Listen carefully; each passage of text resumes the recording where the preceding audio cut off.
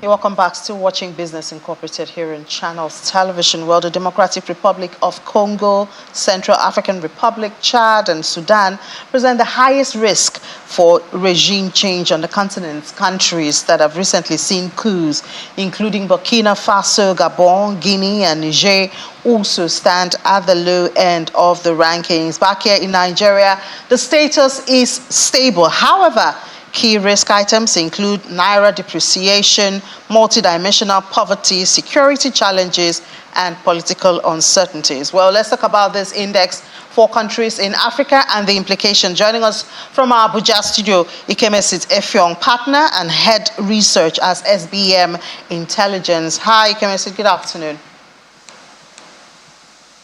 Hi, good afternoon. Thanks for having me. Good to have you. So tell us about your findings as at SBM about these risks. So it's obvious that those countries that have experienced coup in recent times, obviously the risks are high. But what about the issue of macroeconomic factors? How much risk do countries on the continent have or present, from that aspect?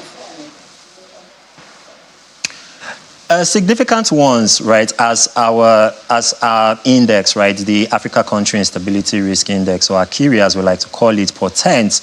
Because what we basically did with the index was we measured every country in sub-Saharan Africa along 4 key macro indicators. So the strength of their economy, the depth and the vitality of their leadership and governance frameworks, the impact on history on emerging and live issues, right? Especially if they have had histories of regime change or economic instability that may feed into regime change, as well as geopolitics and what kind of interest that world powers, especially the superpowers, have in determining outcomes in those countries, and why those macroeconomic indicators are super important, and that's why we put a particular indicator to it, is because those sit at the heart of all of the other indicators, right? Countries that generally tend to do well economically, have stable currencies, have low unemployment and low inflation, generally tend to be more stable.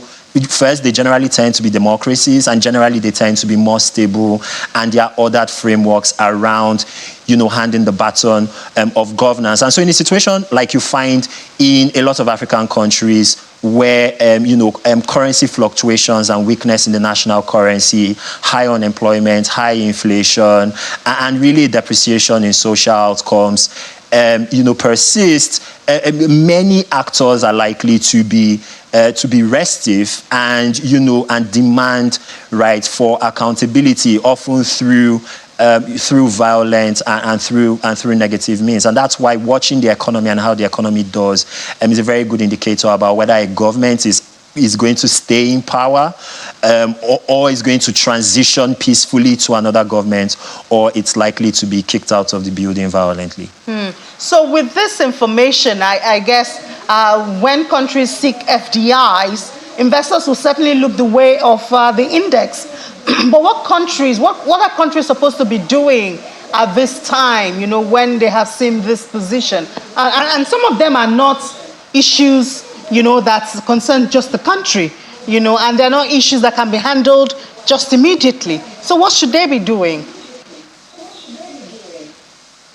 Well, if there's any indication that policymakers in any given geography are saying the right things and doing the right things, especially around, managing currency risk, around certainty, around regulation and the business environment, especially in terms of enhancing the ease of doing business, allowing investors to allocate capital efficiently, and sometimes the allocation of capital includes moving capital, right, out of these countries, then that may offer, even if there are certain elements of softness or weakness, right, on certain macroeconomic or social indicators, investors, international partners, creditors are likely to give, that geography a pass. We've seen with countries like Rwanda, for example, that's doing relatively well, but debt levels are rising. Investors and international partners are willing to give those countries a pass. Zambia is another country, right, that that comes to mind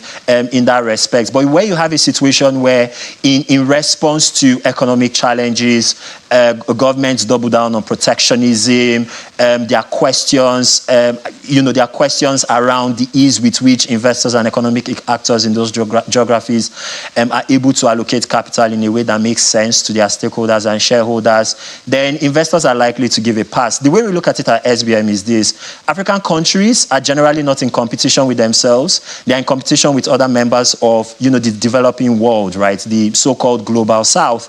And there are, more than a few countries right around the world that are developing rapidly, that are doing the right things and are going over and beyond to attract investors and give investors certainty to be able to make investments in their economies. And when instability continues to remain the order of the day in African countries, investors will simply give them a pass and move on to those other geographies. And what we tried to do with Akiri was to basically just give economic actors and investors a very top-line summary of which African countries are doing well and which could be doing better, so that it helps and it informs their economic and business decision-making. All right, Ikemese, thank you so much for that. I'm sure this is a conversation that a lot of countries and policymakers will be interested in following up. But thank you for sharing them with us this afternoon. My pleasure.